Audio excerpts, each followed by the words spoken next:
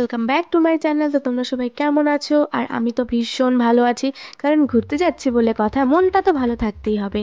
আর আমরা উঠে গেছি হাওড়া টু দীঘা তাম্রলিপ্ত এক্সপ্রেসে।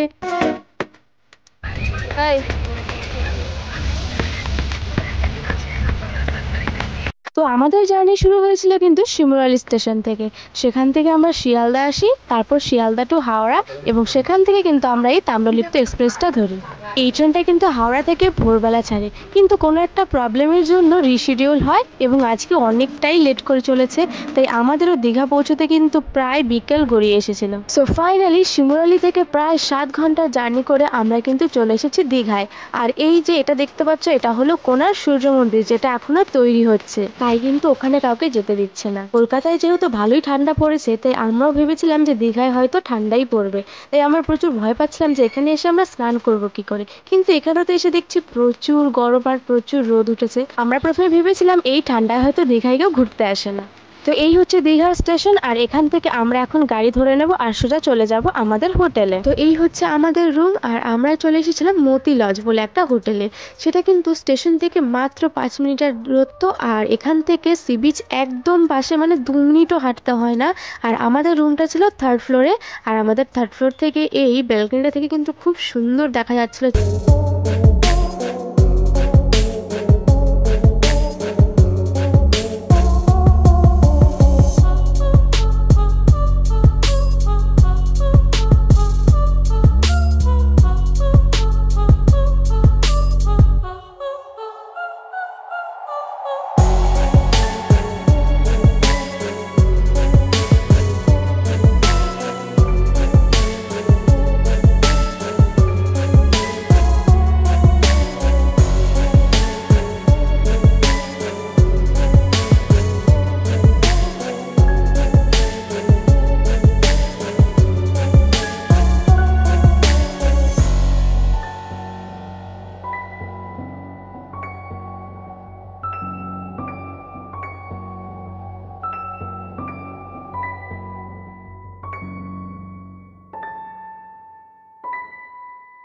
তো এখানে এখনো অনেকটা বেলা ছিল, আর বললাম না এখানে প্রায় গরমও অনেক।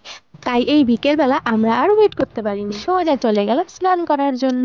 কিন্তু হ্যাঁ, জলটা প্রচুর ঠান্ডা ছিল। যতই রোদ চড়া হোক, গরম হোক, কিন্তু জলটা খুব ঠান্ডা ছিল। আর এই নোনা জলে স্নান প্রথমবার। আমরা হলাম পাহাড়ি এলাকার মানুষ, আর সেখানকার জল কিন্তু মিষ্টি জল। আর এখানে এসে সমুদ্রের নোনা জলে প্রথমবার স্নান করে একটু অসুবিধা হয়েছিল, তবে এই সমুদ্রের ঢেউয়ের সাথে মজাও করেছি কিন্তু প্রচুর।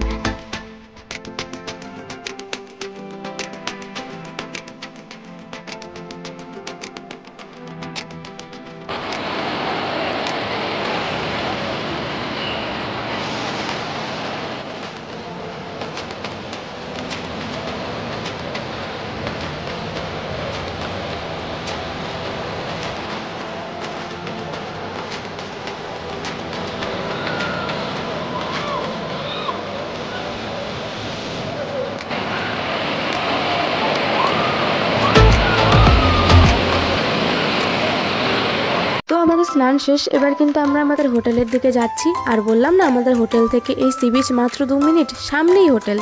আমরা কিন্তু এখানে পৌঁছতে পৌঁছতে 3টে বেজে গেছিল। এখন কিন্তু প্রায় সন্ধ্যা হয়ে এসেছে, তবু দেখো এখানে এখনো অন্ধকার হয়নি, মানে প্রায় 5:30 বেজে গেছিল, কিন্তু এখনো দেখো কত সুন্দর রোদ রয়েছে। কিন্তু আমাদের বাড়ির কাছে হলে এতক্ষণে অন্ধকার হয়ে যেত। আর আমরা হোটেলে এসে কোনো রকম লেট করিনি, আবার কিন্তু রেডি হয়ে গিয়েছিলাম। বাকিরা কিন্তু স্নান করে এসে রেস্ট করছিল, কিন্তু আমাদের মধ্যে এক্সাইটমেন্ট এত কাজ করছিল যে আমাদের রেস্টের কোনো ব্যাপার নেই। সবচেয়ে মজার কথা, সি বিচ যেহেতু একদম হোটেলের সামনেই, তাই আর নিজেকে হোটেলের মধ্যে আটকে রাখতে পারছিলাম। আর এটা যেহেতু সানসেটের টাইম, এই টাইমটাকে তো একদমই মিস করা যায় না। আর এই পাথরের উপর হাঁটতে হাঁটতে আমি পড়েই গেছিলাম, যেটা দেখে সবাই হাসছিল। আর সন্ধ্যাও হয়ে এসেছিল, এবার কিছু না খেলে তো চলছিল না। পাশে সমুদ্রের ঠান্ডা হাওয়া সন্ধ্যাবেলায়, আর এই মোমো, উফ! আর এখানের দোকানে এই ঝিনুকের জিনিসগুলো এত সুন্দর ছিল। আমরা প্রায় প্রত্যেকটা দোকান ঘুরে ঘুরে দেখেছি, আর অনেক জিনিসও কিনেছি। আর ওই যে পার্লের নেকলেসগুলো দেখছো, সেগুলো কিন্তু এখানে অনেক কম দামে অনেক ভালো ভালো পাওয়া যাচ্ছিল। বাবার চা ছাড়া মনটা একদমই ভালো লাগছিল না, তাই বাবা এসে এখানে একটা দোকানে ওই মাটির ভাঁড়ে চা খেয়ে নিল। তবে হ্যাঁ, এখানকার চাটা কিন্তু দারুণ টেস্ট ছিল। আমি আর বোনু এসে খেয়ে নিয়েছিলাম এখানে দোকানের চাউমিন।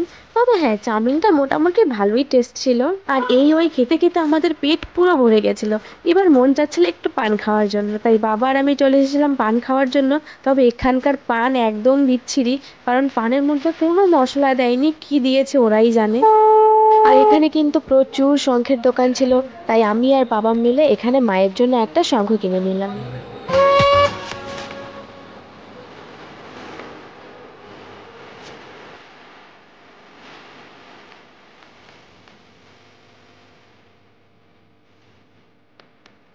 আর বিকেল থেকে ঘোরাঘুরি করতে করতে পুরো রাত হয়ে গেছিল, আর আমরা এখন ভীষণ টায়ার্ড। আর এবার কিছু খেয়ে দিয়ে ঘুমোতে পারলেই বাঁচি, তাই আমরা সবাই মিলে চলে যাচ্ছিলাম হোটেলের দিকে।